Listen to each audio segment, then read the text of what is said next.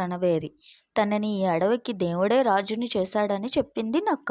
దానికి గుర్తుగా నలుపు రంగు తనకి పులిమాడని చూపించింది. విన్న సాటి నక్కలు ఆ మాటలు నిజమని నమ్మాయి. ఇక మీదట ఈ అడవిలోని జంతువులన్నీ నా మాట వినాల్సిందే. వినకపోతే ప్రమాదం అని చెప్పండి, వెళ్ళండి ఆజ్ఞాపించింది. పరుగుదీశాయి పిచ్చి నక్కలు. ఇక్కడ అని అక్కడని లేదు. ఎక్కడ పడితే అక్కడ నల్ల నక్క చరిత్రను అడవిలో చాటి చెప్పాయి. అంతే. ఆనాటి నుంచి నక్క మహారాజుకు తిరుగు లేకుండా పోయింది. అడవిలోని జంతువులన్నీ నల్లనక్కని తమ రాజుగా భావించి సేవలు చేయసాగాయి. పులులు, సింహాలు కూడా నక్క మహారాజుకు ముందు తల వంచాయి. దాంతో నల్లనక్క పెట్టరేగిపోయింది. దాని కళ్ళు నెత్తికెక్కాయి. సాటి నక్కల్ని హీనంగా చూడసాగింది.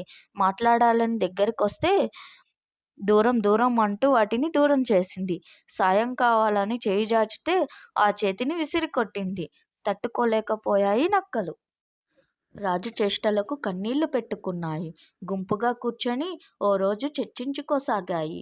అసలిదంతా మనం చేజేతులా చేసుకున్నాం అందో ముసలినక్క. అలా అంటావేంటి మామా, మనం చేసుకున్నదేముంది? దేవుడు చేశాడిదంతా అందో నక్క. దేవుడా, దెయ్యమా? దేవుడు తనని రాజుని చేశాడని అది చెప్పింది. మనం నమ్మాం. అడవంతా చెప్పమంది, చెప్పాం. దాంతోనే దానికి తిరుగు లేకుండా పోయింది. చెప్పకుండా ఉండాల్సింది. ప్రచారం చేయకుండా ఉంటే బాగుండేది అంది ముసలినక్క.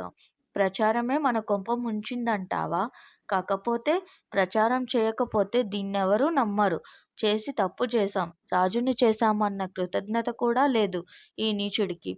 సాటి జాతి పట్ల కనికరం లేకుండా పోయింది. క్షణక్షణం అవమానించి తిట్టి కొట్టి బాధిస్తున్నాడు. కుండలా నెత్తిన పెట్టుకొని మోసాం. ఇక మొయ్యొద్దు, కింద పడేసి పగలగొడదాం.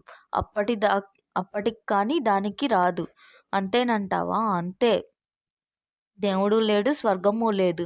వీడు చెప్పిందంతా అబద్ధం. నక్కెక్కడా, నాగలోకం ఎక్కడా? వీడు స్వర్గానికి వెళ్ళాడంటే నేను నమ్మను. మరి నల్ల రంగు ఎలా వచ్చిందంటావు? అదే కొంచెం అంతు చిక్కడం లేదు. అది అంతు చిక్కితే చేతికి చిక్కినట్టే. నల్ల రంగు వేసుకుని మనల్నే కాదు, అసలు సిసలు రాజులు, పులులు, సింహాల్ని కూడా తన దారికి తెచ్చుకున్నాడు. చూస్తుంటే మన తెలివిలాగే వాటి తెలివి కూడా తెల్లారింది అంది ముసలినక్క. రోజులు వాడివి. మంచి కాలం వస్తే నీచుడు కూడా గొప్పవాడైపోతాడు. 4 రోజులు ఓ వెలుగు వెలుగుతాడు. అయితే నీచుడు సుఖపడడం, మంచివాడు కష్టపడడం కలికాలం జరగదు. మంచికి ఎప్పటికైనా మంచే జరుగుతుంది. నీచుడిని చూస్తుంటే రోజులు చెల్లిపోతాయి. వాడి కన్ను వాడే పొడుచుకుంటాడు. కాలం కలిసి రావాలి అంతే అన్నాయి నక్కలు. కలిసి రావాలని కూర్చుంటే ఏదీ కలిసి రాదు. మనమే ప్రయత్నించాలి. ఓ పని చేద్దాం అంది ముసలినక్క. ఏం చేద్దాం? ఏం చేద్దామంటే మనందరం వాడి ముందు గుంపుగా కూర్చొని పెద్దగా ఊకలేద్దాం. మహారాజు కూడా నక్కే కదా. మన సందడి చూసి వాడు సరదాపడి ఊల వేస్తాడు. ఊల వేశాడంటే అయిపోయింది. వాడు రాజు కాదు, మామూలు నక్కని అందరికీ తెలిసిపోతుంది. తెలిసిపోయిన మరుక్షణం వాణ్ణేం చేయాలన్నది మనం కాదు, అడవిలోని మిగిలిన జంతువులే చూసుకుంటాయి. ఆలోచన చాలా బాగుంది. అలానే చేద్దాం అన్నాయి నక్కలు. బయలుదేరాయి. మహారాజు ఉన్న చోటుకి చేరుకున్నాయి. గుంపుగా కూర్చొని ఊకలేసాగాయి. ఎందుకలా వేస్తున్నాయన్నది నక్క మహారాజుకి ఆలోచించలేదు. జంతువు ఒకటి కూత పెడితే సాటి జంతువు గొంతు కలపడం జాతి లక్షణం. ఆ లక్షణంలో మహారాజు కూడా ఊక వేశాడు. అప్పటికే నక్కలలా కలిసికట్టుగా ఊలలేయడాన్ని గమనించిన అడవిలోని జంతువులన్నీ అక్కడికి చేరుకున్నాయి. మహారాజు ముందు ఊలలేస్తున్నాయేంటి, ఏదో ఉత్సవం జరుగుతుందనుకున్నారు. ఎప్పుడైతే నక్క మహారాజు ఊలేశాడో అప్పుడక్కడున్న పులికి అర్థమైపోయిందంతా. నక్క నక్కే, మహారాజు కాదది. దేవుడి పేరు చెప్పి మోసగించింది, రాజయింది. దీన్ని వదిలిపెట్టకూడదంది పులి. నక్క మహారాజు మీద పిడుగులా పడింది. కండలు పేర్కి దాన్ని చంపేసింది. కథ ముగించాడు సర్వజ్ఞుడు. అలా అన్నాడు. అంతలోనే ఈ కథలో ఉన్న నీతి ఏమిటంటే, సొంత వాళ్ళను కాదని పైవారిని ఆదరించడం, గొప్పవారని వారి సలహాలు సూచనలు తీసుకోవడం చాలా ప్రమాదకరం. ఇలా చెప్పానని తప్పుగా భావించకండి. తర్వాత మీ ఇష్టం, నా ఇష్టం అంటూనే మంత్రులు మీరంతా తెలివైన వారైనట్టుగా, రాజులు మేమంతా తెలివి తక్కువ వారన్నట్టుగా మాట్లాడుతున్నావు. తప్పు అన్నాడు హిరణ్యగర్భుడు. అయ్యా అది కాదు నా ఉద్దేశం సర్దుకున్నాడు సర్వజ్ఞుడు.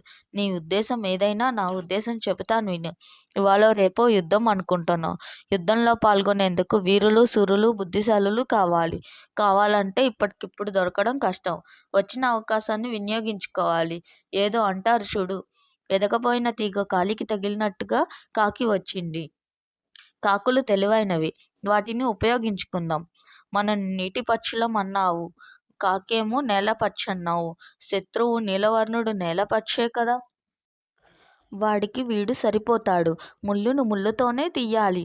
అందుకు వీడిని వాడుకుందాం. వద్దనుకున్నాం అనుకో, వీడు వెళ్ళి శత్రువుతో కలుస్తాడు. ఆ కలయిక ప్రమాదం అన్నాడు హిరణ్యగర్భుడు. అయితే కాకిని చెరదిద్దాం. దాని సాయం తీసుకుందాం. లేనిపోని అనుమానాలు మానుకుందాం అన్నాడు సర్వజ్ఞుడు. రాజు రాజే. రాజు మాటకు ఎదురు చెప్పకూడదన్నాడు అతను. చర్చను ముగించాడు. మర్నాడు కొలువుదీరాడు హిరణ్యగర్భుడు.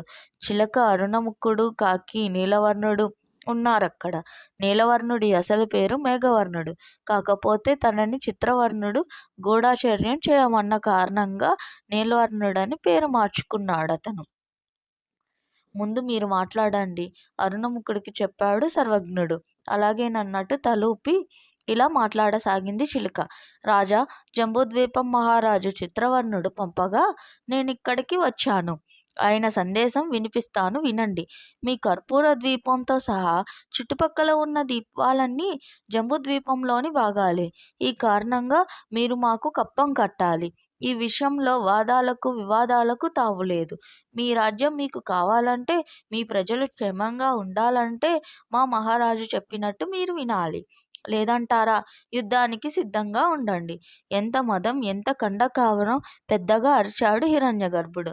చిలుక మీదకి దాడి చేసిందన్నట్టుగా ముందుకురికాడు. అయ్యా, నేను దూతను.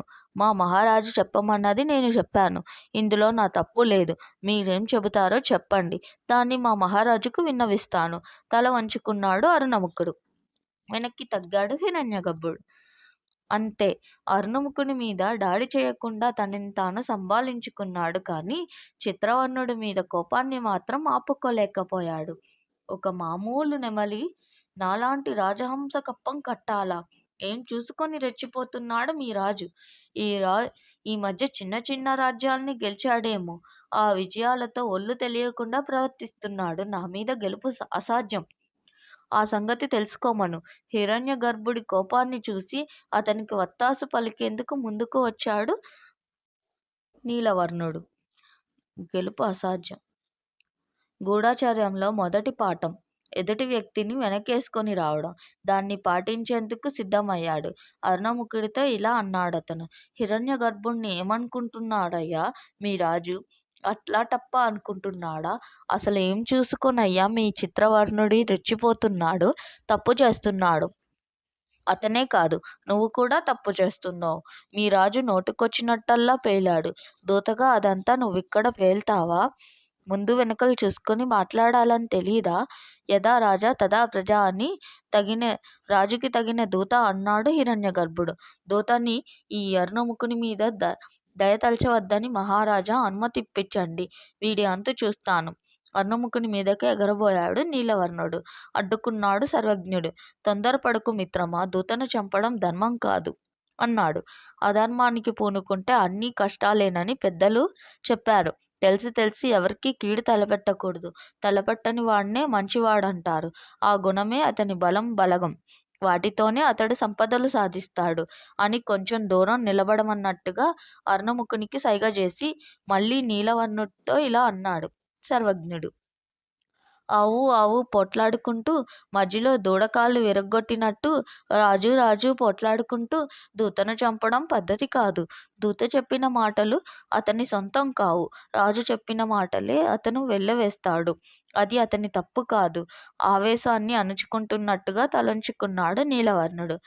ముక్కుని పరాపరామంటూ నేలరాశాడు. అన్ని అనర్థాలకు కోపమే మూలం. మూర్ఖుడికి ముక్కు మీదే కోపం ఉంటుంది. కోపంతో హత్యలు చేస్తారు. ఆత్మహత్య కూడా చేసుకుంటారు. అర్థం లేనివి శాంతం సహనం కావాలి. వాటిని అలవర్చుకోవాలి. శుభాలన్నీ వాటితోనే ముడిపడి ఉన్నాయి అన్నాడు సర్వజ్ఞుడు. రాజుని ఏదో ఎగదోస్తున్నట్టుగా ప్రవర్తిస్తున్న నీలవర్ణుని గమనించాడు సర్వజ్ఞుడు. మెత్తగా మొట్టాడతన్ని. కర్పూర ద్వీపం జంబుద్వీపంలో ఓ భాగం. అలాగే హిరణ్యగర్భుడు చిత్రవర్ణుడి సామంతరాజు. చక్రవర్తి చిత్రవర్ణుడికి హిరణ్యగర్భుడు కప్పం కట్టాలి.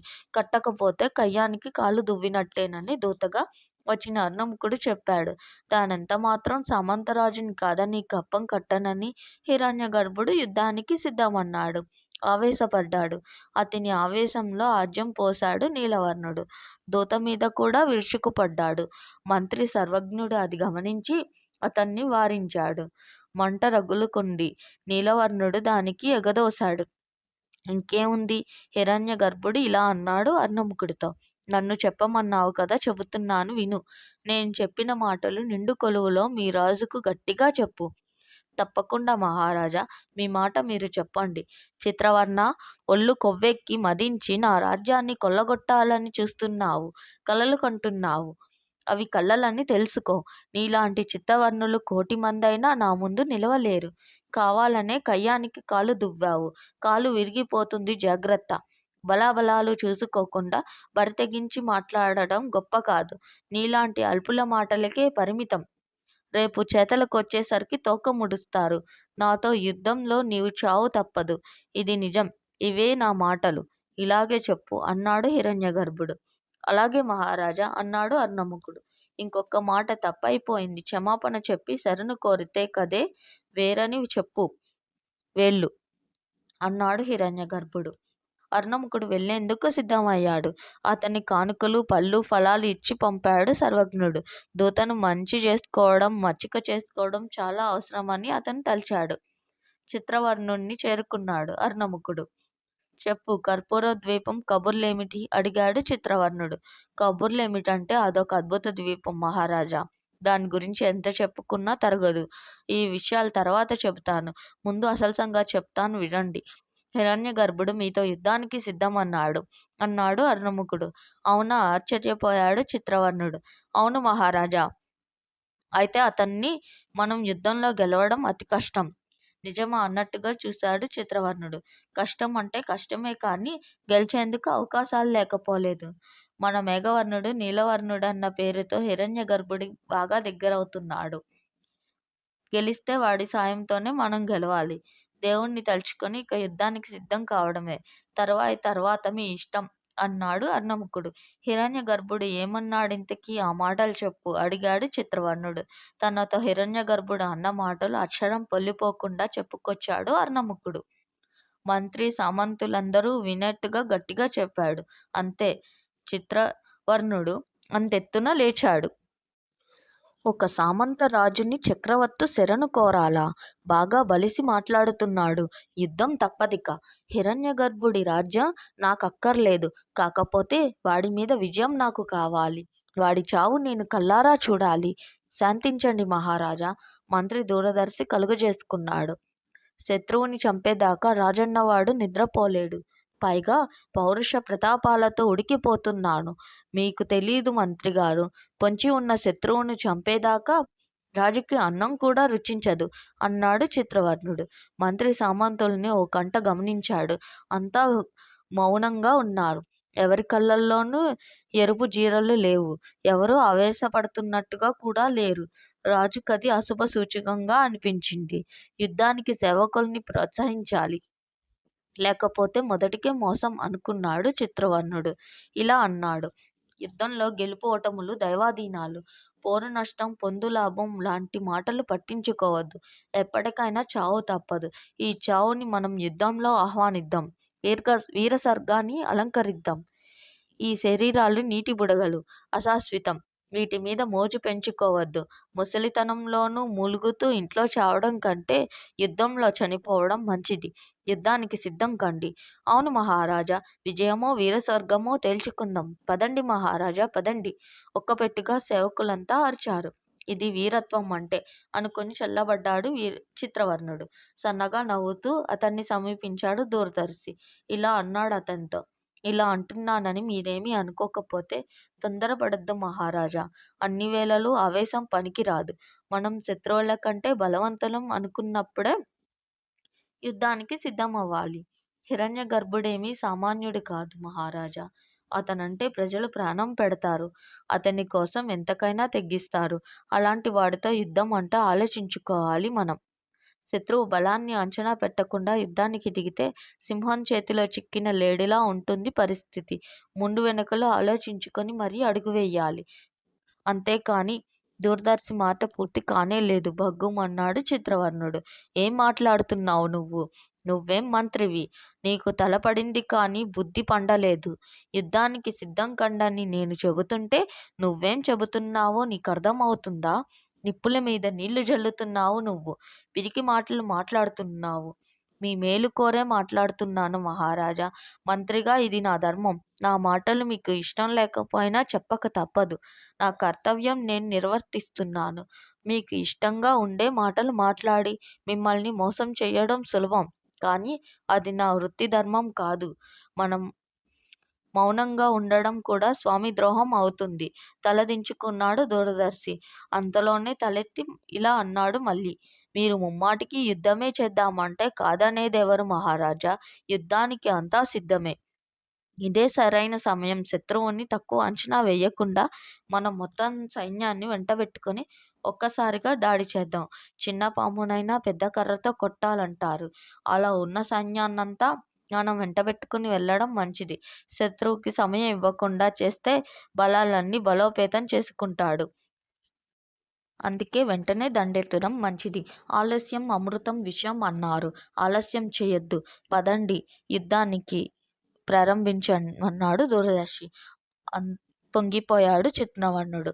మంత్రికి అభినందనగా దగ్గరికి తీసుకున్నాడు. యుద్ధ సన్నాహాలు ప్రారంభించాడు. దూరదర్శి అందర్నీ యుద్ధోన్ముఖుల్ని చేశాడు. బలాలన్నీ బయలుదేరాయి.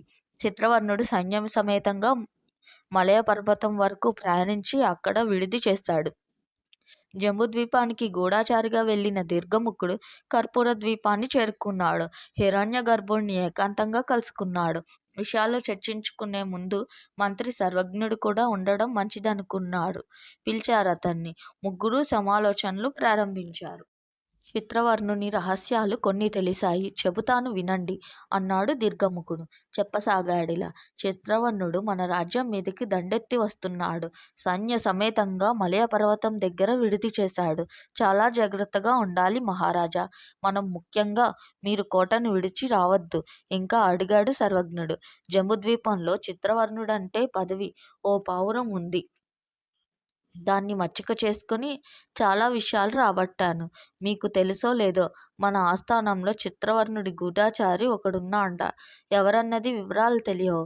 మీరే తెలుసుకోవాలి. ఇకపోతే చిత్రవర్ణుడు యుద్ధానికి దిగడం అతని మంత్రి దూరదర్శికి ఇష్టం లేదు. అయితే రాజు చెప్పిన మీదట తప్పదు కాబట్టి యుద్ధ సన్నాహాల్లో పడ్డాడు. ఇది మనకు పనికొచ్చే ముక్క. దీని గురించి ఆలోచించండి అన్నాడు దీర్ఘముఖుడు. మళ్ళీ ప్రయాణం ఎప్పుడు? ఎక్కడికి? జంబుద్వీపానికి. ఇక వెళ్ళే అవకాశం లేదు. మొన్ననో రోజో చిత్రవర్ణుడి సేవకులు నన్ను గుర్తుపట్టి బంధించబోయారు. పారిపోయి వచ్చాను.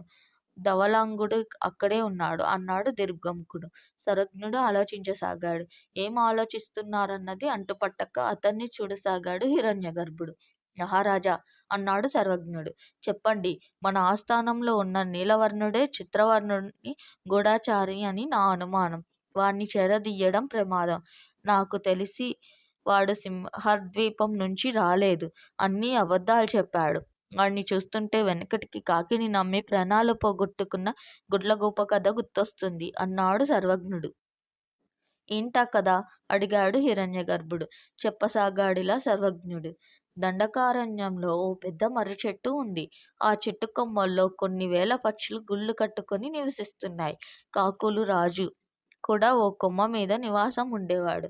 అడవిలోని దగ్గర్లో ఓ కొండ గుహలో ఓ గుడ్లగూపు ఉండేది. దాని పేరు ఉపమర్దనుడు. అది గుడ్లగూబలకు రాజు. ఈ ఇద్దరు రాజులకి ఎప్పుడూ యుద్ధాలే. రెండు జాతులకు పడి చచ్చేది కాదు. ఒకనాటి రాత్రివేళ ఉపమర్దనుడు మంత్రి సామంతులతో సమాలోచనలు జరిపి హఠాత్తుగా మర్రి చెట్టు మీద కాకుల మీద దాడి చేశాడు. రాత్రి కదా పాపం. కాకులు మంచి నిద్రలో ఉన్నాయి. అదే అదనుగా గుడ్లగూబలన్నీ కాకి గూళ్ళను పడగొట్టి కాకులను పొడిచి పొడిచి హింసించాయి. కొన్ని గాయాల పాలయి పారిపోయాయి అక్కడ్నుంచి. పారిపోయినవి పారిపోగా కొన్ని వేల కాకులు ప్రాణాలు కోల్పోయాయి. అప్పటిక్కాని ఉపమర్తనుడు శాంతించలేదు. తెల్లారింది. గాయాలయి పారిపోయి ప్రాణాలు దక్కించుకున్నాయని అనే కొన్ని కాకులు. ఆ కాకుల్లో కాకుల రాజు కూడా ఉన్నాడు. ఆ రాజు కాకుల కోసం మర్రి చెట్టు దగ్గరకు వచ్చి చూశాడు. అక్కడ చూస్తే అక్కడ చెల్లాచెదురైన గూళ్ళు, చచ్చిపడి ఉన్న కాకులు కనిపించాయి. కన్నీళ్లు ఆగలేదు రాజుకి. బోర్న ఏడ్చాడు. పిల్లలు, పరివారం, మంత్రులు, సామంతులు వేలాదిగా గుడ్లగూబల దాడికి బలి అయిపోయాయి. దిక్కు తోచలేదు. ముక్కును నేలకు రాస్తూ తలొంచుకున్నాడు. రాత్రి గుడ్లగూబలు చేసిన దాడికి చచ్చిపడి ఉన్న కాకుల్ని కన్నీళ్లు పెట్టుకున్నాడు కాకిరాజు. ముక్కును నేలకు రాస్తూ తలొంచుకున్నాడు. మర్రి చెట్టు దగ్గర రాజు వచ్చాడని తెలుసుకున్న గాయాలు పాలైన కాకులు, పారిపోయిన కాకులు ఎగిరొచ్చి రాజు ముందు నిలిచాయి. ఏడుస్తున్న రాజుని చూసి అవి కన్నీళ్లు పెట్టుకున్నాయి. మంత్రులు వారించారు. దాంతో గుడ్లగూబల్లో నీరు కొక్కున్నాయి. రాజుని ఓదారుస్తున్న మంత్రులిలా అన్నారు. దుఃఖించకండి మహారాజా. రాజుగా మీరు దుఃఖించకూడదు. మీ దుఃఖాన్ని రాజ్యానికి మంచిది కాదు. దయచేసి నిగ్రహించుకోండి. కాకిరాజు బాధను నిగ్రహించుకున్నాడు. తేరుకొని చూశాడు. మీకెలాంటి హాని జరగలేదు. అందుకు అంతా ఆనందిస్తున్నాం. ఈనాడు ఏ పాపం చేశామో ఈనాడు ఇలా అయ్యింది. కాలం మనకి కలిసి రాలేదు మహారాజా. అంతే అన్నాయి. అవును అన్నట్టుగా తలాడించాడు రాజు. చేసిన పాపానికి గుడ్లగూబలకు శిక్ష తప్పదు. అనుభవిస్తారు. ఆ రోజు వస్తుంది అన్నారు మంత్రులు. మహారాజా, జరిగిన దాని గురించి బాధపడవద్దు. నువ్వు మానుకున్నావు, మేము నీకున్నాము. ఆదేశించండి మహారాజా. గుడ్లగూబల మీదకి యుద్ధానికి వెళ్దాం. వాటి పని పడదాం అన్నారు. విజయమో వీరస్వర్గమో తేల్చుకుందాం మహారాజా. కాకపోతే ఇప్పుడు శత్రువు చాలా బలంగా ఉన్నాడు. కాబట్టి దెబ్బ తీసేందుకు వేచి చూద్దాం అన్నారు. సరేనన్నట్టుగా తలాడించిన రాజుతో మళ్ళీ ఇలా అన్నారు. మనకు బలవంతుల అండ కావాలి. బలవంతులతో స్నేహం కావాలి. బలవంతులు మన పక్షం ఉన్నప్పుడే ఈ శత్రువును మనం ఎదుర్కోగలం. బలవంతులు ఎవరున్నారన్నది ఆలోచించండి. వారితో స్నేహం కోసం సంప్రదించండి అన్నారు. ఆలోచనలో పడ్డాడు రాజు. దీర్ఘంగా ఆలోచిస్తున్న రాజును చూశాడు చిరంజీవి. అతను ఓ మంత్రి.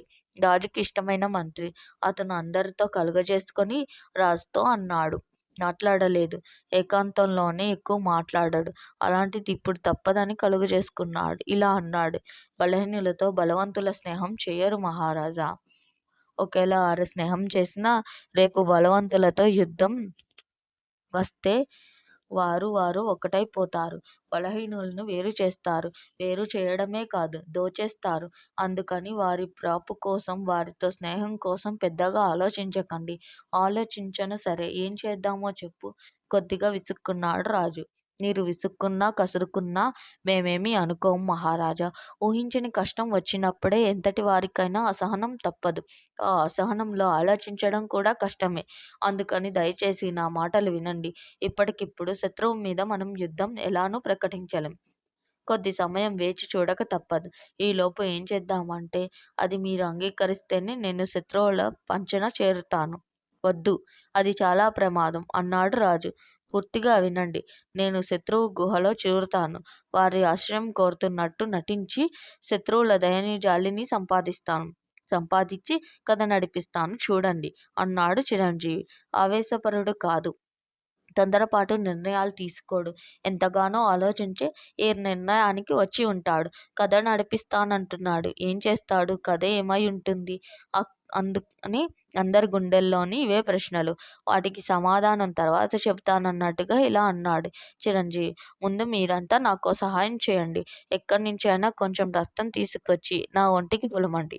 తర్వాత మీరంతా ఈ చెట్టు వదిలిపెట్టి అదిగో అక్కడుందే పుష్యమూక పర్వతం, అక్కడికి వెళ్ళిపోండి. అక్కడ నివాసాలు ఏర్పరచుకోండి.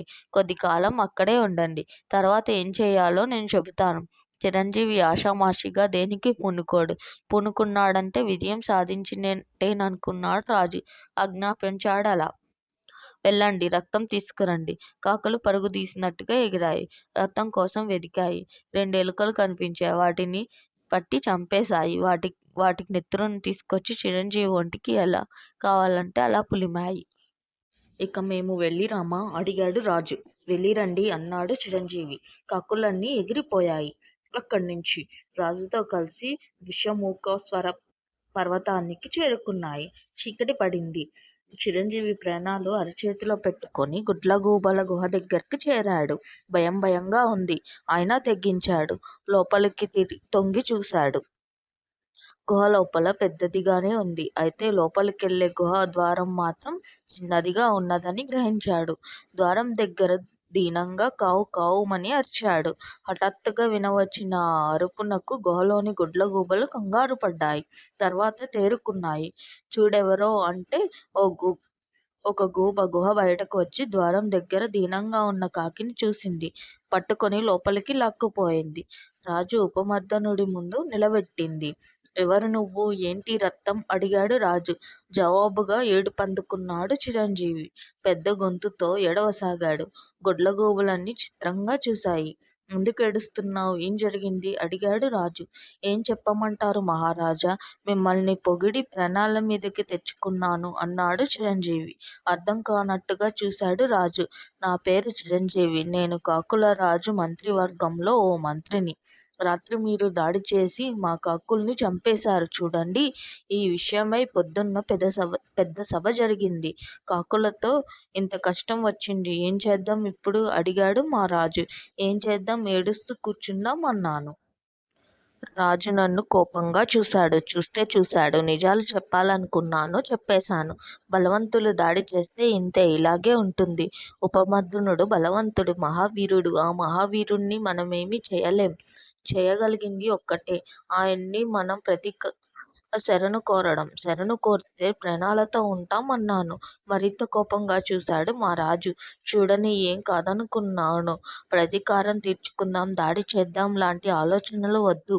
బతకాలంటే ఒకటే ఆలోచన, మనందరం వెళ్ళి ఉపమర్దునుడి కాళ్ళు మీద పడడం తప్ప మరో మార్గం లేదని చెప్పాను. రాజునని విర్రవీగక ఉపమర్దునుడి కాళ్ళు పట్టుకో, జాలిపడి వదిలేస్తాడన్నాను. అంతే. ఆ మాటకి మా రాజుకే కాదు, మా కాకులన్నిటికీ నా మీద కోపం వచ్చింది. వచ్చి నన్ను చంపాలనుకుని ముక్కులతో పొడిచి పొడిచి ఒళ్ళంతా చిల్లులు చేశాయి. అదే ఈ రక్తం అన్నాడు చిరంజీవి. అయ్యయ్యో అన్నాయి గుడ్లగూబలు. చిరంజీవి మీద జాలిపడ్డాయి. పొడిచి పొడిచి చచ్చాననుకుని వదిలిపెట్టి వెళ్ళిపోయాయి. చేతకాని రాజు, చేతకాని కాకులు ఎక్కడికెళ్ళిపోయాయో ఏమో, నన్నొదిలేశాయి.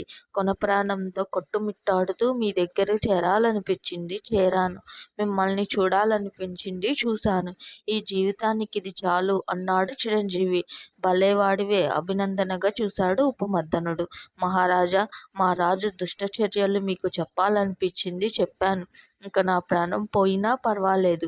మీ కాళ్ళమీద పడి నా ప్రాణం విడుస్తాను అంటూ ఉపమర్దనుడి కాళ్ళమీద పడ్డాడు చిరంజీవి. లేవయ్యా లే, నీ ప్రాణానికి నా ప్రాణం అడ్డు అన్నాడు ఉపమర్దనుడు. చిరంజీవిని లేపి నిలబెట్టాడు. ఇదే మహారాజా, మీ మంచితనాన్ని పొగడడంతో వచ్చింది గొడవంతా. మిమ్మల్ని పొగడకూడదట. ఎందుకు పొగడకూడదు? శత్రురాజైతే మాత్రం బలవంతుడు, గొప్పవాడు అయితే పొగడడం తప్ప? చాలు మహారాజా, చాలు. మీ ఆశ్రయం నాకు దొరికింది. మిమ్మల్ని సేవించుకుంటూ ఇక్కడే ఉంటాను. మీ పేరు చెప్పుకొని బతుకుతాను. కృతజ్ఞుణ్ణి అన్నాడు చిరంజీవి. తన ఆశ్రయం కల్పిస్తానని ఉపమర్దనుడు అనలేదు. అనకపోయినా అన్నట్టుగా మాట్లాడాడు చిరంజీవి. తాను అన్నాడేమో అంటే మాత్రం మాటకు కట్టుబడి ఉండక తప్పదనుకున్నాడు ఉపమర్దనుడు. తమ జాతికి చెందకపోయినా రాజుగారు ఆశ్రయం కల్పించారు, తప్పది, కాక్కున చచ్చుకోవాల్సిందే అనుకున్నాయి సేవక బృందం.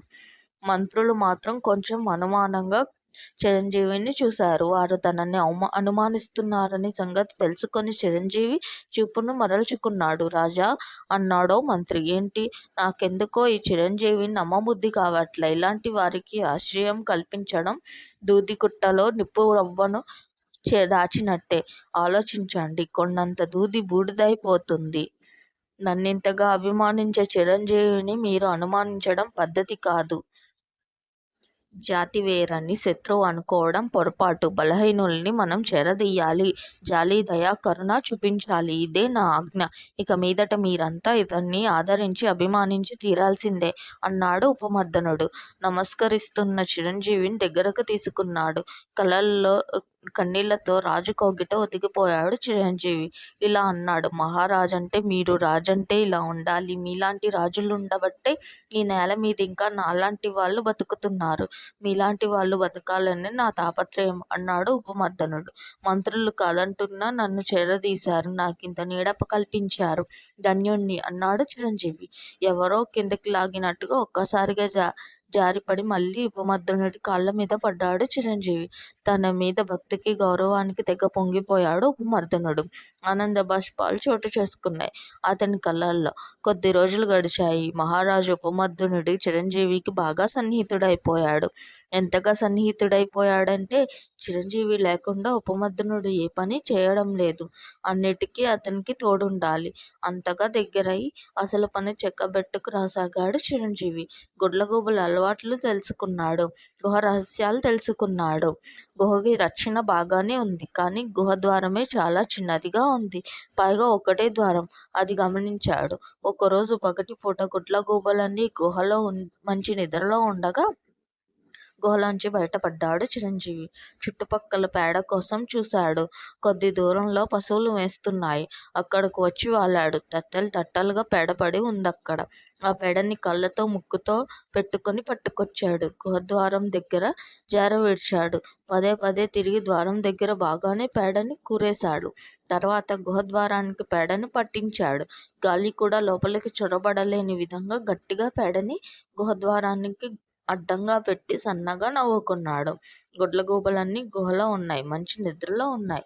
అదే అదనుగా చిరంజీవి బయటకు వచ్చాడు. పేడను పోగు చేసి గుహద్వారానికి దాన్ని గట్టిగా పట్టించాడు.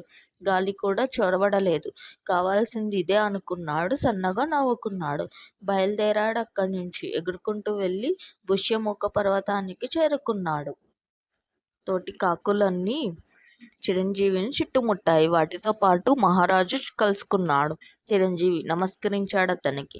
రాజా అన్నాడు, మీకు నేను చెప్పినట్టే ఉపమర్దనుడి కొలువులో చేరాను. కష్టపడి వాడిని బాగా నమ్మించాను. వాడు నమ్మాడుగాని వాడి మంత్రులు నమ్మలేదు. నన్ను క్షణం క్షణం బాధించారు. చంపాలని చూశారు. అన్నీ తట్టుకున్నాను. తిండి కూడా పెట్టలేదు. అయినా ఓర్చుకున్నాను. రాజుని బుట్టలో వేశాను. వీళ్ళింత కొన్నాళ్ళు పోతే వీళ్ళు వాళ్ళే కాళ్ళబేరానికి వస్తారనుకున్నాను. అద్గది తర్వాత ఉత్సాహపడ్డాయి తోటి కాకులు. గుడ్లగూబల మీద కసిగా ఉంది వాటికి. వాటిని వారించాడు రాజు. నువ్వు చెప్పు అన్నాడు చిరంజీవితో. మంత్రులు ఎంత చెప్పినా రాజు వారి మాట వినలేదు. నన్ను దూరం చేసుకోలేదు. అదే అవకాశంగా రోజులు నెట్టుకొచ్చాను. ఇన్నాళ్ళకి ముహూర్తం కుదిరింది. గుడ్లగూబలన్నీ గుహలో పడుకున్నాయి. ఇదే సమయం అనుకుని బయటకు వచ్చాను. పేడని పోగు చేశాను. గుహకి దారిని బాగా పట్టించాను. ఈ పాటికి అది ఎండకి ఎండి పేడకలా తయారై ఉంటుంది. ఇప్పుడు మనం ఏం చేయాలంటే ఏం చెయ్యాలి అడిగాయి కాకులు. తొందరపడసాగాయి. కాలుతున్న కట్టెపుల్లల్ని తలకొకటి ముక్కున కరిచి పట్టుకొని గుహ దగ్గరికి వెళ్దాం. గుహ దగ్గర వాటిని పడేద్దాం. ఎండిన పిడక ఆ అగ్నికి రాజుకుంటుంది. పొగన్ని సెగల్ని విరజిమ్ముతుంది. గుహలోని గూబలకి ఊపిరి ఆడదు. తప్పించుకునే వీలు కూడా లేదు. దాంతో గుడ్లగూబలన్నీ చస్తాయి. అనుమానం లేదు. పదండి అన్నాడు చిరంజీవి. మంచి తరుణం, పదండి అన్నాడు రాజు. కాకులన్నీ ఉత్సాహంగా బయలుదేరాయి. ఒకచోట చలిమంట కనిపించింది. అక్కడ కట్టెపుల్లల్ని తలొకటి ముక్కున కరిచి ఎగిరాయి. గుడ్లగూబలు ఉన్న గుహను చేరాయి. మండుతున్న కట్టెపుల్లల్ని అక్కడే పడేశాయి. పెడక అంటుకుంది. పొగలు లేచాయి. మంటలు కూడా చెలరేగాయి. తప్పించుకునే అవకాశం లేకపోవడంతో గుహలోని గుడ్లగూబలన్నీ కాలి మాసి అయిపోయాయి. కథను ముగించాడు సర్వజ్ఞుడు. హిరణ్యగర్భుణ్ణి చూశాడు. ఆలోచిస్తున్నాడతను. మహారాజు ఈ కథ ఎందుకు చెప్పాడంటే తెలియని వాళ్ళని ఎన్నడూ చేరదీయకూడదు. చేరదీస్తే ప్రమాదం తప్పదు. శత్రువులెప్పుడూ తీయగానే మాట్లాడతారు. ఆ తీపిదనానికి అలవాటు పడ్డామో ప్రాణాలు పోతాయి. అంతేనంటావా అన్నట్టుగా సర్వజ్ఞుణ్ణి చూశాడు హిరణ్యగర్భుడు. నమ్మవద్దు మహారాజా. నీలవర్ణుని తేనె పలుకులు నమ్మవద్దు. నీలవర్ణుడు తెలివైనవాడు. యుద్ధ సమయంలో పనికి వస్తాడనుకుంటున్నావు. ఏమీ పనికిరాడు. పైగా అపాయాన్ని కలిగిస్తాడు. నువ్వు విన్నా వినకపోయినా మంత్రిగా నా బాధ్యత నేను నిర్వర్తించాను. చెప్పాల్సింది చెప్పాను. తర్వాత నీ ఇష్టం అన్నాడు సర్వజ్ఞుడు. అంతలోనే మళ్ళీ ఇలా అన్నాడు, నిజాలు గ్రహిస్తే తక్షణం నీలవర్ణుణ్ణి ఇక్కడి నుంచి పంపించేయండి. పీడ విరగడవుతుంది. ఆ మాటకి సన్నగా నవ్వాడు హిరణ్యగర్భుడు. ఇలా అన్నాడు, మాటల్ని నేను కాదనుకున్నావంతా మన మంచికే చెప్పావు. అయితే కొత్త వాళ్ళందరూ శత్రువులనుకుంటే ఎలా? వాళ్ళలో కూడా నమ్మదగ్గవారుంటారు. ఉండరనుకోవడం పొరపాటు. నీలవర్ణుడ్నే తీసుకుందాం. ఇంతవరకు అతను మనకెలాంటి అపకారాన్ని తలపెట్టలేదు. గుణాలను బట్టి చూడగలిగాను. జాతిని బట్టి ఫలానావాడు దుర్మార్గుడు, శత్రువు అనుకుంటే ఎలా? మనవాళ్ళు మనకి కీడు తలపెట్టలేదు. చెప్పు, మన వాళ్ళంతా మంచివాళ్ళంటావా? ఒక్కోసారి పరాయివాడే మనకెంతో మేలు చేస్తాడు అన్నాడు హిరణ్యగర్భుడు. దీర్ఘముఖుడు, సర్వజ్ఞుడు ఒకరినొకరు చూసుకున్నారు. వారికి రాజు అర్థం కాకుండా ఉన్నాడు. శరీరానికి అంత చిక్కని వ్యాధి వస్తుంది. శరీరం మనదే, కానీ మందు అడవి చెట్టులో లభిస్తుంది. అర్థమైందా? అలాగే నీలవర్ణుడు మందులాంటివాడు. వాడిని ఇక్కడి నుంచి పంపేసినా, లేదంటే వాడిని చంపేసినా ప్రయోజనం లేదు. మనం యుద్ధం చేయబోతున్నాం. బలమైన శత్రువుని ఎదుర్కోబోతున్నాం. గెలవాలంటే సాయం చేసే వారందరినీ వెంటబెట్టుకొని పోవాల్సిందే. వారిని అనుమానించకూడదు అన్నాడు హిరణ్యగర్భుడు. అది కాదు మహారాజా అని ఏదో చెప్పబోతుంటే మధ్యలోనే అడ్డొచ్చాడు హిరణ్యగర్భుడు. సర్వజ్ఞునితో ఇలా అన్నాడు. నీలవర్ణుణ్ణి మనం నమ్మవద్దు. నమ్మినట్టు నటిద్దాం. పని పూర్తి కాగానే వదిలించుకుందాం. ముల్లుని ముల్లుతోనే తీసి రెంటినీ ఒకేసారి పాడేద్దాం. నీలవర్ణుని సాయంతో శత్రువు ఆనుపానులు తెలుసుకుని యుద్ధం కాగానే నీలవర్ణుణ్ణి కూరలో కరివేపాకులా తీసి విసిరేద్దాం. మహారాజా మెచ్చుకోలుగా చూశాడు సర్వజ్ఞుడు. పూర్వం ఒక ఎలుక ఒక సారథం ఓ పిల్లితో స్నేహం చేసి పని కాగా దాని మానాన దాన్ని వదిలేసిన కథ ఒకటి ఉంది. వింటారా? అడిగాడు హిరణ్యగర్భుడు. ఓ అన్నారు దీర్ఘముఖుడు, సర్వజ్ఞుడు. చెప్పసాగాడు హిరణ్యగర్భుడు. పంచవటి సమీపంలో ఓ మర్రి చెట్టు ఉంది. దాని త్వరలో ఓ పిల్లి నివసిస్తూ ఉండేది. దాని పేరు రోమసుడు. ఆ చెట్టు కిందనే కలుగులో ఓ ఎలుక ఉండేది. దాని పేరు ఫలితుడు. ఓ రోజు రాత్రి ఓ బోయవాడు వచ్చి మర్రి చెట్టు చుట్టూ వలపన్ని వెళ్ళాడు. తెల్లవారుతూనే తొర్రలోంచి తల బయటకు పెట్టి చూసింది పిల్లి. చీకటి ఇంకా చిక్కగానే ఉంది. అయినా తొందరపడింది. బయటకి పడడమే ఆలస్యం. వలలో చిక్కుకుంది. కుయ్యో మొర్రో మంది. దాని మూలుగులకి ఎలుక మేల్కొని కలుగులోంచి బయటకు వచ్చి చూసింది. తలలో విలవిల్లాడుతున్న పిల్లిని చూసి ఆనందించింది. పిడ విరగరైంది అనుకుంది. హాయిగా నిశ్చయంగా తిరగసాగింది. అంతలో ఓ గుడ్లగూబ వచ్చిందక్కడికి. తిరుగుతున్న ఎలుకను చూసి నాలుక చప్పరించి ఎలుకనే అది గమనించింది. గమనించిన ముచ్చెమటలు పట్టి వణికిపోయింది. దేవుడు ఆడుకుంటున్నాడు తనతో. క్రితం పిల్లిని వలలో చూసి సంతోషించింది చెప్పి అంతలోనే చెట్టు మీద గుడ్లగూబను చూపింది. భయపెడుతున్నాడు. దయలేని దేవుడు అనుకుంది ఎలుక. ప్రాణాపాయం నుంచి తప్పించుకోవాలనుకుంది. ఆలోచించి పిల్లితో స్నేహం చేస్తే గుడ్లగూబ తన జోలికి రాదని, తన ప్రాణం హాని ఉండదని తలచింది. పిల్లిని పలకరించింది. పిల్లి బావా, బాగున్నావా? ఏం బాగు, చూశావుగా ఇదే బాధగా ఉంది. ఒకే చెట్టు కింద ఇద్దరం అన్నదమ్ముల్లా బతికాం. ఏనాడు నీ వల్ల నాకు గాని, నా వల్ల నీకు గాని ఏ ఇబ్బంది రాలేదు. హాయిగా ఉందనుకుంటే ఇప్పుడు ఈ విపరీతం చూడాల్సి వచ్చింది. నిన్ను చూస్తుంటే గుండె తరుక్కుపోతుంది అంది ఎలుక. కన్నీళ్లతో చూసింది పిల్లి. నన్ను విడిపించాలి. నిన్ను ఈ వలలోంచి విడిపిస్తే తప్ప నా మనసు కుదుటపడదు అనుకున్నాను. ఆ మాట అనుకున్నానో లేదో చూడక్కడ గుడ్లగూబ ఎలా వచ్చి వాలిందో. నిన్ను చూసి అడిగింది కానీ, లేకపోతే గుడ్లగూబ ఎలుక కోసం కాచి కూర్చొని ఉంది. నాతో స్నేహం చేస్తావా చెప్పు, నిన్ను ఈ వలలోంచి బయటపడేస్తాను. నేను నిన్ను రక్షిస్తున్నాను కాబట్టి నన్ను నువ్వు రక్షించాలి. నన్ను చంపకూడదు అంది ఎలుక. ఎందుకు చంపుతాను చెప్పు, నేనంత బుద్ధిహీనురాలినా? నీకు సంగతి తెలుసా? నాకెప్పుడూ నీతో స్నేహం చేయాలని ఉంటుంది. నిన్ను చూస్తే చాలు కోటి మంది బంధువుల్ని చూసినట్టుగా ఉంటుంది అంది పిల్లి. ఆశ్చర్యపోయింది ఎలుక. నన్ను ఈ వలలోంచి తప్పించు. నువ్వు ఉపకారం చేస్తున్నావు. ఉపకారికి అపకారం చేయవచ్చా? తప్పు కదూ. మాటిస్తున్నాను. నిన్ను చంపనుగాక చంపను. పైగా నిన్ను గుడ్లగూబ చంపడానికి వస్తే నేను అడ్డుకుంటాను. సరేనా? అంది పిల్లి. అనుమానంగా చూసింది ఎలుక. కాటికి కాళ్ళు చాచి కూర్చున్నాను. ముసలిదాన్ని. మాటంటే మాటే. నా మాట నమ్ము. ధర్మకార్యాలంటే నాకు చాలా ఇష్టం. బతికినంతకాలం మంచే చేయాలన్నదే నా ధ్యేయం. నిన్ను ఆ దేవుడే పంపించాడు. నన్ను కాపాడు. నేను నిన్ను కాపాడతాను అంది పిల్లి. వల కొరికి నిన్ను రక్షించు మిత్రమా. నీకు 1000 వడ్డన్నాలు అంది. మళ్ళీ తప్పదిక పిల్లిని కాపాడాల్సిందే అనుకొని వల కొరికేందుకు సిద్ధమైంది ఎలుక. పిల్లికి మరింత దగ్గరగా జరిగిందన్న మాటే కానీ తన జాగ్రత్తలో తానుంది. ఎప్పుడైతే పిల్లి ఎలుక దగ్గరయ్యాయో అప్పటికి తన పప్పులు ఉడకవని అక్కడి నుంచి ఎగిరిపోయింది గుడ్లగూబ. పిల్లి అంటే గుడ్లగూబకు చచ్చేంత భయం మరి. గుడ్లగూబ నుంచి తప్పించుకునేందుకు పిల్లికి దగ్గరైంది ఎలుక. ఎప్పుడైతే పిల్లిని చూసిందో అప్పుడు భయపడి అక్కడి నుంచి ఎగిరి పారిపోయింది గుడ్లగూబ. ఎలుక దక్కదు సరికదా, పిల్లితో ప్రాణాపాయం ఎందుకొచ్చిన గొడవ అనుకుంది. వలలో చిక్కుకున్న పిల్లిని రక్షించేందుకు ఎలుక సిద్ధపడిందో లేదో యముడిలా బోయవాడు వస్తూ కనిపించాడు. వాణ్ణి చూడగానే పిల్లికి పై ప్రాణాలు పైనే పోయాయి. గోలగోల చేసింది. ఎలుక బావ, అదిగో బోయవాడు వచ్చేస్తున్నాడు. వాణ్ణి చూస్తుంటేనే వణుకు పుడుతుంది. తొందరగా కాపాడు బావా, ఆ వలలోంచి నన్ను తప్పించు, ఆ పనిలోనే ఉన్నాను అంది ఎలుక. వలను అదే పనిగా పటపటమని కొరికి వేసింది.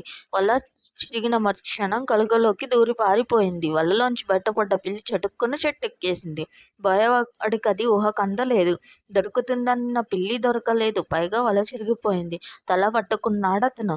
వెళ్ళిపోయాడు అక్కడి నుంచి. కనుచూపు మేర బోయని చూసి అతను మలుపు తిరిగినప్పుడు ఇంక రాడని నిర్ధారించుకొని చెట్టు దిగింది పిల్లి. ఎలుక దాగిన కలుగు దగ్గరకు వచ్చింది. బావా రా, నేను పిల్లి బావని పిలుస్తున్నాను. సరదాగా కబుర్లాడుకుందాం రా. కలుగులోంచి సమాధానం లేదు. నీ స్నేహాన్ని నిన్ను మర్చిపోతున్నాను రా. నీతో మాట్లాడకపోతే ఏదోలా ఉంది రా పిలిచింది మళ్ళీ. ఎలుక ఏమీ మాట్లాడలేదు. నువ్వు నేను ఒకటి. నా ఇల్లు నీ ఇల్లు అనుకో. ఇద్దరం మా ఇంట్లోనే ఉందాం. నన్ను కాపాడినందుకు గాను నీకు విందు చేద్దామనుకుంటున్నాను. చెప్పు, నీకేం కావాలో అవన్నీ వండి పెడతాను అంది పిల్లి. దానికి జవాబు లేదు. సరే, ఇవన్నీ కాదు గాని నువ్వు ఒక్కసారి బయటికి రా. కృతజ్ఞతగా నిన్ను గట్టిగా కౌగిలించుకుంటాను అంది పిల్లి. కలుగలోంచి ఎలుక రాలేదు. జవాబు వచ్చింది. పిల్లి బావ, కాలం కలిసి రానప్పుడు, గతి లేకపోయినప్పుడు శత్రువుతో స్నేహం చేయాల్సి వస్తుంది. అప్పుడు కూడా మన జాగ్రత్తలో మనం ఉండాలి. లేకపోతే ప్రాణాపాయం తప్పదు అంటున్నానని కాదు గాని, పొద్దున నుంచి వలలో చిక్కి ఆకలితో అల్లాడిపోతున్నావు. నన్ను చూశావనుకో అమాంతం మీద పడతావు. చంపాలని నీకుండదు. కానీ ఆకలికి ఆత్మీయతలు, అనురాగాలు ఉండవంటారు. నీ మాటలు నేను నమ్మను. నేను కలుగలోంచి బయటికి రాను. నీకు, నీ స్నేహానికి 1000 నమస్కారాలు. వెళ్ళిరా అంది ఎలుక. వేటను వెతుక్కుంటూ వెళ్ళిపోయింది పిల్లి. కథ ముగించాడు హిరణ్యగర్భుడు. కథ బాగుంది అన్నాడు దీర్ఘముఖుడు సర్వజ్ఞుడు. కథ బాగోగులు పక్కన పెట్టండి. ఈ కథ మీకు ఎందుకు చెప్పానంటే, అవసరార్థం అప్పుడప్పుడు మనం శత్రువుతో కూడా స్నేహం చేయాల్సి వస్తుంది. అప్పుడు ఆ అవసరార్థమే మనం నీలవర్ణుణ్ణి చేరదీశాం. అతనితో స్నేహం నటిస్తున్నాం. సరేగాని అని ఏదో చెప్పబోతున్న సర్వజ్ఞుని మాటలకు అడ్డు వచ్చి ఇలా అన్నాడు హిరణ్యగర్భుడు. ఇక నీలవర్ణుని గురించి మాటలనవసరం. యుద్ధం మేఘం కమ్ముకొచ్చినట్టుగా కమ్ముకొచ్చేసింది. శత్రువు కూడా దగ్గరకొచ్చేశాడు. చర్చల అవసరం. ముందు ఏం చేయాలో ఆలోచించండి. సర్వజ్ఞుడు మౌనం వహించాడు. సర్వజ్ఞ, మాట్లాడవేమి? అడిగాడు హిరణ్యగర్భుడు. దాంతో మేల్కొన్నట్టు ఇలా అన్నాడు సర్వజ్ఞుడు. నీలవర్ణుని గురించి నేనిక మాట్లాడను మహారాజా. అతను మీ విజ్ఞతకే వదిలేస్తున్నాను. ఇకపోతే యుద్ధంలో విజయాల గురించి మాట్లాడుకుందాం. చిత్రవర్ణుడికి, అతని మంత్రికి భేదాభిప్రాయాలు ఉన్నాయి. పైగా ఆ రాజుకి మన శక్తియుక్తులు తెలిసినట్టు లేదు. అదలా ఉంచితే చిత్రవర్ణుడు సైన్య సమేతంగా చాలా దూరం ప్రయాణించి వచ్చాడు. బాగా అలసిపోయి ఉన్నాడు. వాళ్ళల్లో వాళ్ళకి పడక భేదాభిప్రాయాలతో తల్లడిల్లుతున్న శత్రువుల్ని, అలసిన శత్రువుల్ని, ఎదుటివారి శక్తియుక్తులు తెలుసుకోలేని శత్రువుల్ని ఇట్టే ముట్టి పెట్టొచ్చు. ఇదే సరైన సమయం. యుద్ధానికి సిద్ధం కండి. హిరణ్యగర్భుడు యుద్ధానికి సిద్ధమయ్యాడు. యుద్ధం మొదలయింది. ఇరువర్గాలు హోరాహోరీగా పోరాడాయి. అయితే అలసిన చిత్రవర్ణుని సేన హిరణ్యగర్భుని సేన చేతిలో చిత్తుచిత్తుగా ఓడిపోయింది. కాళ్ళు తెగి కొందరు, పీకలు తెగి కొందరు, గొంతుతోనూ కొందరు, గుండెల్లోనూ గాయాలతో కొందరు మరణించారు. యుద్ధ ప్రభావం నుంచే హిరణ్యగర్భుడిది పైచేయి అయింది. యుద్ధ ప్రారంభం నుంచే హిరణ్యగర్భుడి పైచేయి అయింది. చిత్రవర్ణుడి సేనను అతను మట్టుపెట్టేశాడు. వందలు వేలాదిగా చచ్చిపడి ఉన్న సైనికుల్ని చూస్తూ కళ్ళు చెమర్చుకున్నాడు చిత్రవర్ణుడు. ఏం చెయ్యాలో పాలుపోలేదతనికి. కాసేపటికి తేరుకున్నాడు. దీర్ఘదర్శిని పిలిపించాడు. యుద్ధంలో పాల్గొనకుండా తన మానాన తనని దిక్కుదర్శిని పిలిచి ఇలా అడిగాడు. చూసావా సేనంతా ఎలా చచ్చిపడి ఉందో? ఇది చూస్తూ కూడా నువ్వు పట్టించుకోకపోవడం, యుద్ధంలో పాల్గొనకపోవడం భావ్యం కాదు. యుద్ధం వద్దన్నావు, మంచే చెప్పావు. అయితే నీ సలహా విననందుకు ఇంతలా మంకు పట్టడం పద్ధతా చెప్పు? మనమందరం ఒక చెట్టు కాయల్లాంటి వాళ్ళం. నీకు, నేను, వీళ్ళు అంతా కావాల్సిన వాళ్ళే. పొరపాటు చేశాను. నిన్ను నిందించాను. తప్పైపోయింది. నన్ను క్షమించు తలంచుకున్నాడు చిత్రవర్ణుడు. మహారాజా! వారించాడు దీర్ఘదర్శి. యుద్ధం ముగిసిపోయింది. మనం ఓడిపోయామనుకుంటున్నారు శత్రువులు. నాకు తెలిసి యుద్ధం ముగిసిపోలేదు. ఇంకా ఉంది. మనం ఓడిపోయి వింధ్యపర్వతానికి తిరుగుముఖం పట్టలేదు. ఇక్కడే ఉన్నాం. యుద్ధంలోనే ఉన్నాం. ఈ సారథ్యంలో యుద్ధం చేద్దాం. నువ్వే సేనాపతివి అన్నాడు చిత్రసేనుడు. మహారాజా! దీర్ఘదర్శి గొంతు వంగురుపోయింది. కృతజ్ఞతగా కళ్ళు మూసుకున్నాడతను. రాజు తనని నిందించడం, తన యుద్ధాన్ని పట్టించుకోకపోవడం అన్నీ తనకి గుర్తొచ్చాయి. తప్పు చేశాననిపించింది. తన కోపానికి ఇంతమంది బలైపోయారా? ఎంత దారుణం అనుకున్నాడు. తన కోపమే శత్రువు అనుకున్నాడు. కోపాన్ని మానుకున్నాడు. కళ్ళు తెరిచి ఇలా అన్నాడు రాజుతో. అయిందేదో అయిపోయింది మహారాజా! మనకి జరిగింది తీవ్ర నష్టమే. అయినా దిగులు పడనవసరం లేదు. ఉన్న సైన్యంతోనే యుద్ధం చేద్దాం. గెలుపు మనదే. ఇలాంటి యుద్ధాలు ఇంతకు మునుపు మనం చాలా చూసాం. ఓడిపోయాం అనుకున్నాం. గెలిచామా లేదా? అలాగే ఇదీను. ఇక మన ముందు ఎవరూ నిలవలేరు. చూడండి మీరే. దీర్ఘదర్శి నాయకత్వంలో సైన్యం ముందుకురికింది. హిరణ్యగర్భుడి కోటను ముట్టడించేందుకు వారు ప్రయత్నాలు ప్రారంభించారు. గూఢచారి ధవళాంగుడు ఈ విషయాన్ని పసిగట్టాడు. వార్తను చల్లగా హిరణ్యగర్భుడి చెవిలో ఊదాడు. మనం సర్వజ్ఞుణ్ణి పిలిపి ఆజ్ఞాపించాడు రాజు. హాజరయ్యాడు సర్వజ్ఞుడు. శత్రువులు మన కోటని ముట్టడించబోతున్నారట చెప్పాడు రాజు. భయపడకండి మహారాజా! ఏం కాదు. ముందు మీరేం చేయాలంటే చెప్పు. ఏం చేయాలి? మన సైన్యంలో మహావీరుల్ని పిలిచి నిన్నటి యుద్ధంలో వారు విజయాన్ని కీర్తించండి. గొప్పవారంటూ వారి భుజాలని తట్టండి. మహావీరులకు జీతభత్యాల కంటే రాజుగారి మెప్పే కోట్లతో సమానం. అందుకని పొగిడతారు. వారు నేటి యుద్ధంలో ప్రాణాలొడ్డి మరీ పోరాడతారు చెప్పాడు సర్వజ్ఞుడు. తప్పకుండా అలాగే చేద్దాం. వీరుల్ని పిలిపించండి అన్నాడు హిరణ్యగర్భుడు. అంతలో అక్కడికి ఎగిరొచ్చి వాలాడు నీలవర్ణుడు. మహారాజుకు ముందు నమస్కరించి తర్వాతే ఇలా అన్నాడు. శత్రుముఖులు మన కోటను చుట్టుముట్టాయి మహారాజా! మనమేమో కోటలో ఉన్నాం. శత్రువులు కోట ద్వారాలను మూసేసి మనల్ని నిరోధిస్తే చేయగలిగింది ఏమీ లేదు. అందుకని అనుమతించండి. నేను శత్రుముఖను చీల్చి చెండాడి వస్తాను. హిరణ్యగర్భుడికి ఏం మాట్లాడాలో తోచలేదు. సర్వజ్ఞుణ్ణి చూశాడతను. అదే అవకాశంగా నీలవర్ణుణ్ణి నిందించాడు సర్వజ్ఞుణ్ణు. చాలు చాలు. నువ్వెంతో నీ బలమేంటో అందరికీ తెలుసు. మాట్లాడకు. ఊర్కో. అసలు నీ వల్లనే ఈ యుద్ధం వచ్చింది. యుద్ధం యుద్ధం అంటూ తెగ గోల చేశావు. వచ్చింది. ఏమైంది ఇప్పుడు? నీతో పాటు మేము ముప్పును ఎదుర్కొంటున్నాం. నీలాంటి వాళ్ళంతా మాటల వరకే, చేతలకి పనికిరారు. ఊహించిన పరిస్థితి. నీలవర్ణుని నోటంట మాట రాలేదు. సర్వజ్ఞుణ్ణి చూడసాగాడతను. హిరణ్యగర్భుని కోటను శత్రువులు చుట్టుముట్టారు. వారికి ఎదుర్కొనేందుకు ఏం చేయాలో మంత్రి సర్వజ్ఞుడు రాజుతో చర్చిస్తున్నాడు. అంతలో నీలవర్ణుడు వచ్చాడక్కడికి. వచ్చి శత్రుసేనను తన అంతమొందిస్తానని అనుమతి ఇయ్యమని కోరాడు. నీలవర్ణునిపై కోపగించుకున్నాడు సర్వజ్ఞుడు. అసలు ఈ యుద్ధానికి కారణం అతనేనన్నట్టుగా మాట్లాడాడు. తర్వాత రాజుతో ఇలా అన్నాడు. మహారాజా! ఈ నీలవర్ణుని మాటలు నమ్మకండి. మోసపోతాం. వీడు మిత్రుల్లా కనిపించే శత్రువు. వీడు చెప్పినట్టు మన సైనికులు కోట వదిలి బయటకెళ్ళి యుద్ధం చేస్తే ఈ కష్టపడి మనం కోట కట్టుకున్నది ఎందుకు? వీళ్ళతోనే మొసలికి బలం బయటకొస్తే అంతెందుకు పనికిరాదు. యుద్ధానికి స్థానబలమీ కావాలి. ఆలోచించండి. నీలవర్ణుణ్ణి చూశాడు హిరణ్యగర్భుడు. మహారాజా! ఈ సర్వజ్ఞుణ్ణే మేపవన్నే పులి. మాయమాటలు నావి కావు. ఆయనే ఓ పక్క శత్రుసేన కొమ్ముకొస్తుంటే ఈయనేమో కోటలో ఉన్నాం కదా మనకేం కాదంటున్నాడు. చుట్టుముట్టిన వారు ద్వారాలు బద్దలు కొట్టుకొని రాలేరా? అసలు కోట మీద దాడి చేస్తుంటేనే అందుకే కదా ఏమంటారు? అడిగాడు నీలవర్ణుడు. ఆలోచనలో పడ్డాడు హిరణ్యగర్భుడు. ఇలాంటి మంత్రిని కొలువులో ఉంచుకోకూడదు. వెళ్ళగొట్టండి ఇక్కడి నుంచి. ఇలాంటి వాడు ఉన్నా ఒకటే పోయినా ఒక్కటే. ఒకటి నిజం మహారాజా! మీ సైన్యం అంతా ఒకెత్తు. నేనొక్కడినే ఒకెత్తు. నేను తలుచుకున్నానంటే చిటికెలో మీకు విజయాన్ని చేకూర్చగలను. నా శక్తియుక్తులు తెలుసు కాబట్టి ఈ సర్వజ్ఞుడికి నేనంటే పడదు. విన్నారు కదా నన్ను పట్టుకుని ఎంతలేసి మాటలన్నాడో. నన్నంటే మిమ్మల్ని అన్నట్టు కాదా మహారాజా! మీ ఆప్తుణ్ణి నేను. నన్ను తోలనాడితే మిమ్మల్ని తోలనాడినట్టే అన్నాడు నీలవర్ణుడు. కోపం కట్టలు తెంచుకుంటుంది సర్వజ్ఞుడికి. అయితే రాజు సముఖంలో ఎలా ఉండాలో అలా ఉంటూ నిగ్రహించుకుంటున్నాడు. కోటలో దాక్కొని కులకలం వీరుల లక్షణం కాదు.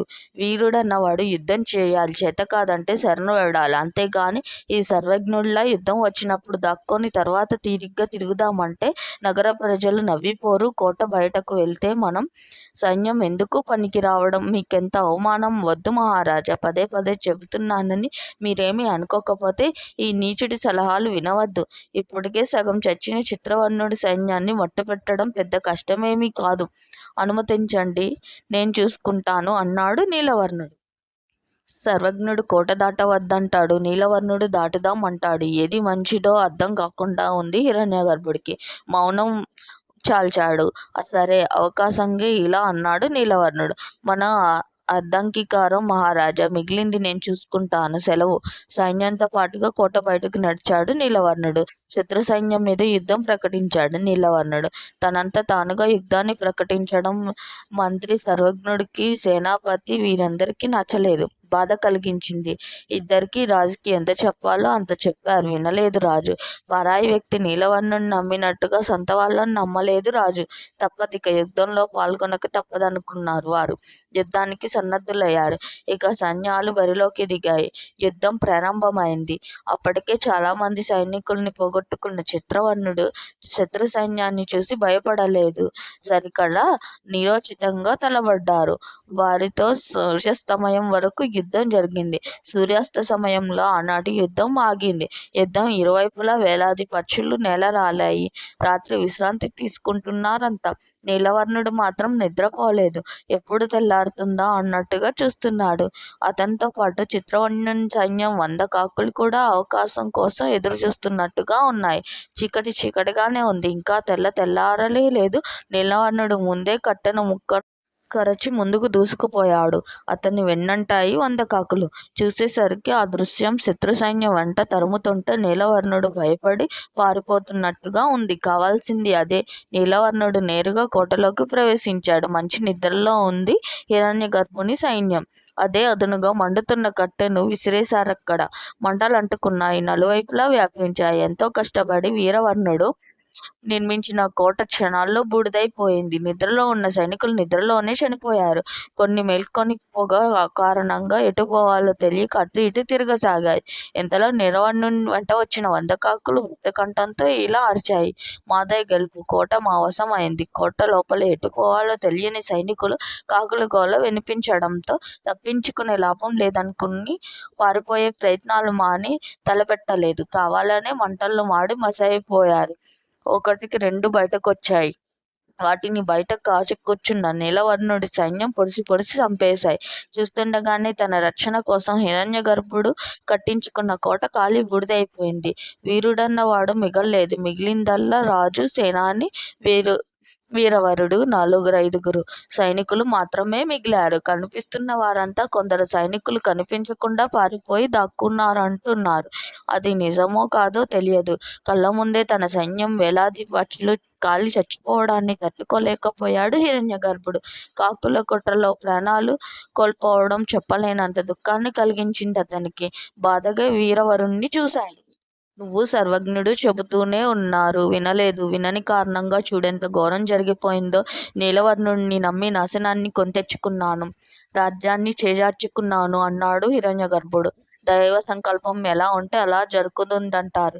ఇది మీ తప్పు ఎంతమాత్రం కాదు. ఊరుకోండి, ఓదార్చాడు వీరవరుడు. ఎవరక్కడో ఏమైపోయాడో, అసలు బతికి ఉన్నాడో లేదో సర్వజ్ఞుడు చెవిని ఇల్లు కట్టుకొని మరీ చెప్పాడు. నీలవర్ణుడి గురించి వినలేదు నేను. మూర్ఖుణ్ణి, చాలా మూర్ఖంగా ప్రవర్తించాను. నువ్వన్నంతగా చూశాడు. ఏమైంది ఇప్పుడు? అయిన వాళ్ళు మాటను చెవిన పెట్టకపోతే ఇంతే. క్షమించమని అడగడానికి కూడా నాకు అర్హత లేదు అన్నాడు హిరణ్యగర్భుడు. ఎంత మాట మహారాజా, తప్పు. మీరిలా మాట్లాడకూడదు అన్నాడు వీరవర్ణుడు. నాకు అర్హత లేదు అన్నాడు హిరణ్యగర్భుడు.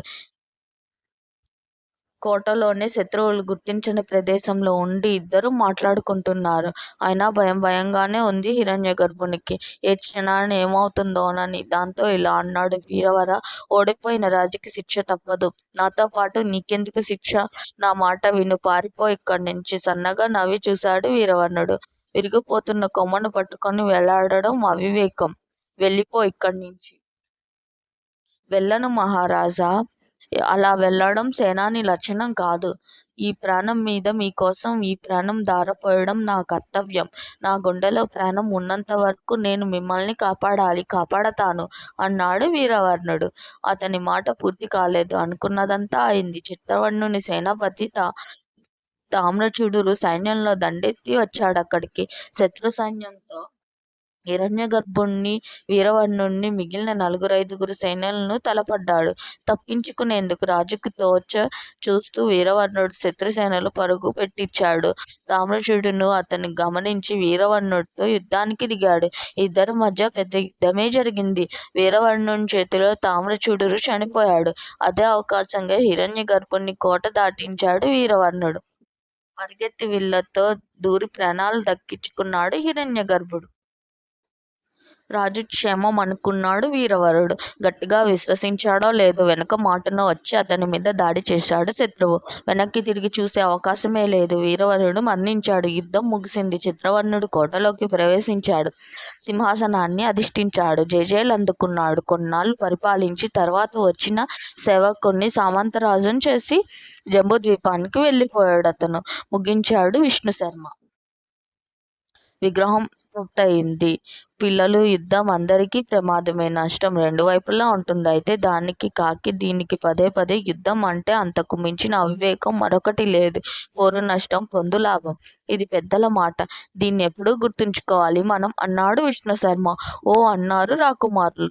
చిత్రవర్ణుడు కర్పూర ద్వీపాన్ని ఆక్రమించుకున్నాడు. విజయకేతనం ఎగరవేశాడు. కొన్నాళ్ళు పాలించి వచ్చిన సేవకుణ్ణి సామంతుణ్ణి చేసి తనలి వెళ్ళిపోయాడు. అక్కడి నుంచి జంబూద్వీపానికి చేరుకున్నాడు. చిత్రవర్ణుడు జంబూద్వీపానికి చేరుకున్నాడని తెలిసిన తర్వాతే హిరణ్యగర్భుడు బయటపడ్డాడు. అంతవరకు అజ్ఞాతంలోనే గడిపాడు. మహారాజు యుద్ధంలో మరణించలేదు, బతికే ఉన్నాడని తెలుసుకొని సర్వజ్ఞుడు కలిశాడు అతన్ని. సర్వజ్ఞుని చూస్తూనే హిరణ్యగర్భుడు ఆనందించాడు. మహారాజా, మంత్రి కలుసుకున్నారని తెలుసుకున్న హిరణ్యగర్భుని సైనికులు యుద్ధంలో పారిపోయి ప్రాణాలు దక్కించుకున్న వారు వచ్చి రాజుని మంత్రిని కలుసుకున్నారు. కష్టసుఖాలు కలబోసుకున్నారు. అంతా ఒక చోట కలిసి జీవించడం ప్రారంభించాడు. ఒకనాడు మంత్రి సర్వజ్ఞునితో ఇలా అన్నాడు హిరణ్యగర్భుడు. యుద్ధంలో అనేక మంది చనిపోయారు. ఒక రకంగా అందరినీ చంపుకున్నాను. ఓడిపోయినందుకు బాధ లేదు, కానీ కోటలో నిప్పు పెట్టింది ఎవరో తెలుసుకోవాలని ఉంది. నిప్పు పెట్టి యోధులందరినీ చంపి చిత్రవర్ణుని చేతికి గెలుపు బావుటాన్ని అందించిన పాపాత్ముణ్ణి చూడాలని ఉంది. కసిగా కోపంగా ఉంది హిరణ్యగర్భుడికి. ఆ దుర్మార్గుడు ఎవడై ఉంటాడు అడిగాడు. ఎవడంటే మీ మిత్రుడు నీలవర్ణుడే. నా అనుమానం. యుద్ధంలో చనిపోయాడా? లేదు. ప్రాణాలు దక్కించుకునేందుకు పారిపోయాడా? పారిపోతే ఇప్పుడు వచ్చి కలుసుకోవాలిగా. రాలేదంటే వాడేనని నా అనుమానం. వాణ్ణి మీరు పూర్తిగా నమ్మి ప్రజల్ని పణం పెట్టారు. సర్వజ్ఞుడు: నిజమే, కానీ ఇదంతా మన దురదృష్టం సర్వజ్ఞ. కాలం మనది కలిసి రాలేదు. పైగా దేవుడి దయ కూడా లేదు. ఏం చేస్తాం? అనుభవించక తప్పదు అన్నాడు హిరణ్యగర్భుడు. లేదు మహారాజా, దేవుడి దయ లేకపోవడం కాదు, కాలం కలిసి రాకపోవడం అంతకన్నా కాదు. ఇది చేజేతులో తెచ్చుకున్న దుర్ఘటన. అలాంటి వాళ్ళు ఎంతమంది ఉన్నా, ఎన్ని విధాలుగా చెప్పినా మీరప్పుడు వినలేదు. రాబోయే అపాయాన్ని ముందే గ్రహించాలి. అలా గ్రహించి జాగ్రత్త పడే వాళ్ళే సుఖపడతారు. ఎలా జరిగితే అలా జరుగుతుంది. దేవుడు ఏది రాసి పెట్టి ఉంటే అది అవుతుంది అనుకునేవారు అదృష్టాన్నే నమ్ముకోవాలి. అదృష్టాన్ని నమ్ముకున్నప్పుడు మంచి జరిగితే దేవుణ్ణి పొగుడుతారు, చెడు జరిగితే నిందిస్తారు. దేవుణ్ణి నిందిస్తాడే గాని తనని తాను నిందించుకోడు. అదే చిత్రం అని నవ్వాడు సర్వజ్ఞుడు. అంతలో జంబూద్వీపానికి గూఢచారిగా వెళ్ళిన ధవళంగుడు తిరిగొచ్చాడు అక్కడికి. హిరణ్యగర్భుని దీనస్థితి చూసి బాధపడ్డాడు. కోటను రక్షించుకోమని గొంతు చించుకున్నాను, రక్షించుకోలేకపోయారు. అసలు మన కోటను తగలబెట్టింది ఎవరో తెలుసా అన్నాడు ధవళంగుడు. ఎవరు అడిగాడు హిరణ్యగర్భుడు. ఇంకెవడు, నీ స్నేహితుడు నీలవర్ణుడే. అనుకుంటూనే ఉన్నావు. వాడే కొంప కొరివి పెట్టాడైతే బాధపడ్డాడు హిరణ్యగర్భుడు. నీలవర్ణుడి అసలు పేరు మేఘవర్ణుడు. చిత్రవర్ణుడు పంపితే గూఢచారుగా మీ దగ్గర చేరాడు. ఎప్పుడైతే మన రాజ్యం వాళ్ళదయ్యిందో అప్పుడు చిత్రవర్ణునితో పాటు జంబుద్వీపానికి చేరుకున్నాడు. ఇక్కడ కర్పూర దీపంలో నీలవర్ణుని సత్కరించలేదు గాని అక్కడ జంబుద్వీపంలో నీలవర్ణుని చిత్రవర్ణుని అద్భుతంగా సత్కరించాడు. ఎన్నెన్నో బహుమతులిచ్చాడు. అందరి ముందు కౌగిలించుకున్నాడతన్ని. కౌగిలించుకొని కేవలం ఈ మేఘవర్ణుడి కారణంగానే మన కర్పూర ద్వీపాన్ని జయించాం. అందుకు ఈ మేఘవర్ణుని కర్పూర ద్వీపాన్ని కానుకగా ఇస్తున్నాను. ఇక ఇతనే కర్పూర ద్వీపానికి రాజు అన్నాడు మంత్రి దూరదర్శి. చిత్రవర్ణుని వారించాడు. అక్కడ సామంతుడున్నాడుగా, మీ సేవకుణ్ణే మీరు రాజుని చేశారు. చేసి కొద్ది రోజులు కూడా కాలేదు, అప్పుడే మార్చవద్దు మహారాజా అన్నాడు. దూరదర్శి బాగానే ఆలోచించాడు. అప్పుడు చిత్రవర్ణుడు ఏమన్నాడు ఉత్కంఠగా అడిగాడు సర్వజ్ఞుడు. చిత్రవర్ణుని ఏమీ అనలేదు. దూరదర్శి ఇలా అన్నాడు, చేసిన మేలుకు మేఘవర్ణుడికి ఇంకేదైనా మంచి బహుమతి ఇవ్వండి. అంతేగాని కాళ్ళకి వేసుకున్న చెప్పుల్ని నెత్తిన పెట్టుకుంటే నలుగురు నవ్వుతారు. అంత పని చేయకండి అన్నాడు. అంతటితో ఊరుకున్నాడా? ఇంకా చాలా అన్నాడు. ఎవరిని ఎక్కడుంచాలో అక్కడుంచాలన్నాడు. అల్పులు మేలు చేస్తే మేలు చేసిన వారికి అస్సలు కీడు తలపెడతారన్నాడు. పాము వ్యాపారి కథ. ఏంటా కథ చెప్పు చెప్పు అడిగాడు హిరణ్యగర్భుడు. అక్కడ చిత్రవర్ణుడు దూరదర్శి చెప్పిన కథను ఇక్కడ ధవళాంగుడు ఈ విధంగా చెప్పసాగాడు. Thanks for watching. Please subscribe.